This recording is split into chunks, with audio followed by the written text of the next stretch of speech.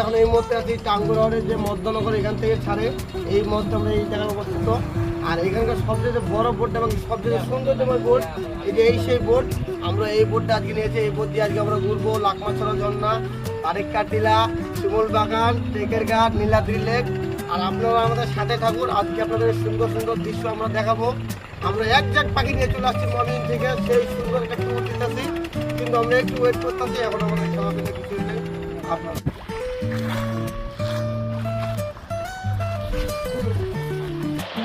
সবাই আসছি আমরা যে করতে টাঙ্গুয়ার হাউস, এই টাঙ্গুয়ার হাউস থেকে ঘোরার জন্য আমরা আসছি মর্নিং থেকে।